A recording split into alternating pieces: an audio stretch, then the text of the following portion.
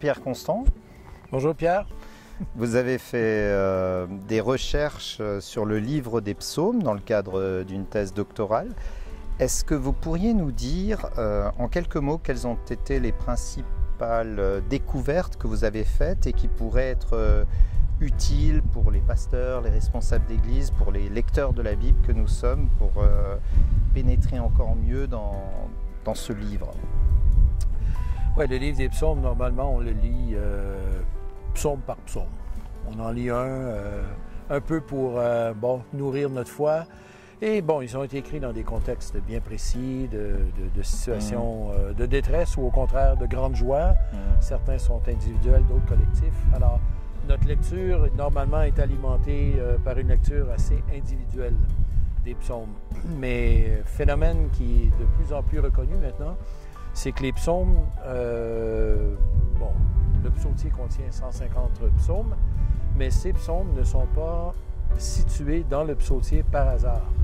Ils ont leur place, bien qu'ils réfèrent à tel ou tel personnage, David, Salomon, Asaph, les fils de Corée. On s'aperçoit qu'il existe des collections à l'intérieur du livre des psaumes. Ça, c'était déjà connu depuis longtemps. Mais le fait d'interpréter les psaumes à la lumière des psaumes adjacents, donc antérieurs, ultérieurs, de les lire en grappe, ça, c'est déjà un peu mieux. Mieux comprendre non seulement le sens de chaque psaume individuel, mais aussi, par exemple, les psaumes 113 à 118, qui dans la liturgie juive s'appellent le Hallel égyptien, parce qu'on parle d'Israël qui est sorti d'Égypte au psaume 114. Bien, ces psaumes étaient chantés par Jésus lors du dernier repas, par exemple. Ils sont connus par les Juifs, même aujourd'hui. Ils les connaissent à peu près par cœur, en hébreu, comme nous, on connaît le Notre Père. Alors, c'était déjà attesté, là. C'est parmi les Juifs, cette lecture collective en grappe de plusieurs textes.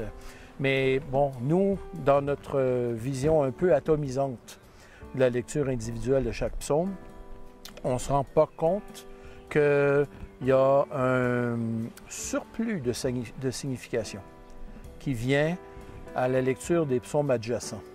Je donne quelques exemples. Par exemple, lire le psaume 89, un psaume qui rappelle les grandes actions de Dieu dans l'histoire, notamment la promesse faite à David. Et ensuite, en deuxième partie de psaume 89, c'est l'hécatombe. Les nations ont envahi Israël, le temple n'est plus, la royauté davidique est coupée. Mais en fait, c'est un thème qui roule depuis le début de cette portion du livre des psaumes, déjà au psaume 74 ou même 73. Et ça roule comme ça pendant un bon bout de temps jusqu'au psaume 89, qui lui est un peu comme l'apogée de la catastrophe. Donc de lire les psaumes à la lumière de ce qui les précède, des psaumes qui les précèdent et des psaumes qui leur succèdent, ajoute beaucoup de couleurs. Donc on dépasse le seuil de la lecture des psaumes individuels pour mieux saisir, non pas le sens de chaque psaume, mais un sens enrichi de chacun de ces psaumes à la lumière des autres psaumes. Et ça, c'est une lecture qui, franchement, est très enrichissante. Et qu'est-ce qui peut aider le lecteur que je suis à faire ces repérages? Parce que j'imagine qu'il y a des marqueurs littéraires, des marqueurs thématiques. En des termes simples, comment je peux bénéficier de cette lecture? Est-ce qu'il existerait un ouvrage qui développerait cette approche? Déjà dans nos Bibles, oui. Déjà dans nos Bibles, il y a des marqueurs qui sont donnés par les éditeurs. La Bible à la colombe, par exemple, va diviser le psautier en 5 livres, livre 1, 2, 3, 4, 5, mais avec une en-tête au centre. Alors déjà là, ça sépare. La seconde 21 va aussi noter livre 1, livre 2, livre 3. Donc au départ, de situer le psaume que l'on lit, que l'on étudie à la lumière du livre dans lequel il se situe, c'est déjà quelque chose qui se trouve dans nos Bibles. Alors simplement être conscient de ces signes éditoriaux à même les publications récentes des psaumes, il y a des signes, des marqueurs à même les psaumes eux-mêmes. À la fin du psaume 41, par exemple, on a « Béni soit l'Éternel Dieu » avec un double Amen. À la fin du psaume 42 à 72, il y a le psaume 112 qui est un psaume de Salomon, mais tout de suite à la fin, on a fin des prières de David. Je croyais que c'était de Salomon. Mais non, alors c'est un autre signe littéraire, à même le texte, qui nous dit, ah bon, ici, c'est la fin des prières de David. C'était une collection qui existait à l'époque. Même chose au troisième livre, au livre 3 des psaumes, il y a encore un marqueur, béni soit l'Éternel, de Dieu d'Israël, d'éternité en éternité, amen, amen. Alors, déjà dans le texte, il y a des indications. Même chose au psaume 106, et ensuite le psaume 150 qui lui-même représente cela.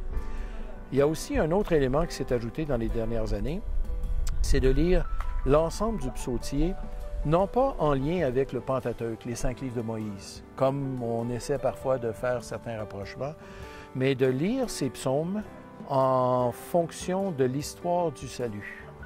Et ça, je réfère beaucoup au livre de Palmer Robertson, qui s'appelle « The Flow of the Psalms ». Et c'est un livre qui est paru déjà il y a quelques années par un spécialiste de l'Ancien Testament.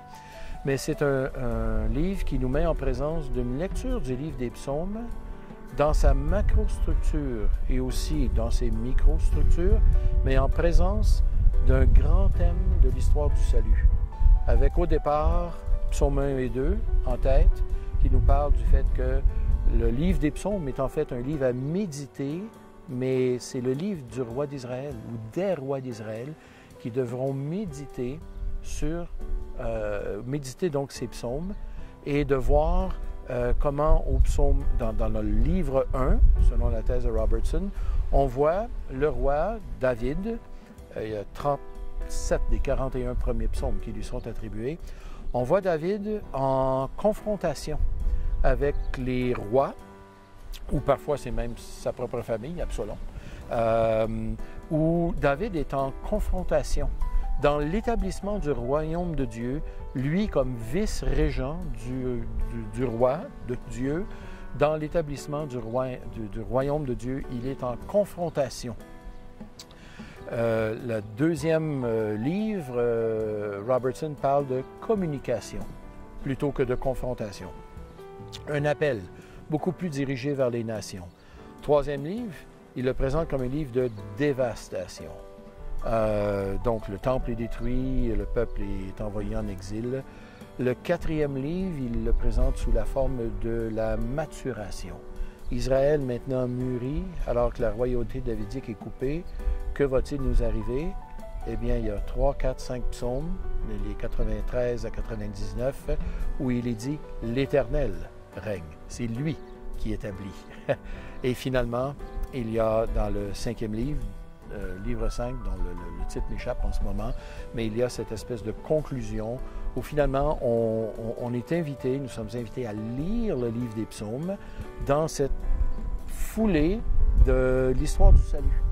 Alors plutôt que de faire un rapprochement avec Moïse, on fait un rapprochement avec la vision de Dieu pour l'ensemble de l'établissement de son règne.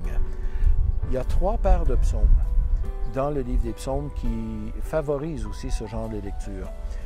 Ils viennent en groupe, les 77-78, 105 et 106, et 135 et 136, qui nous parlent des merveilles. C'est le terme qui est employé, les merveilles de Dieu.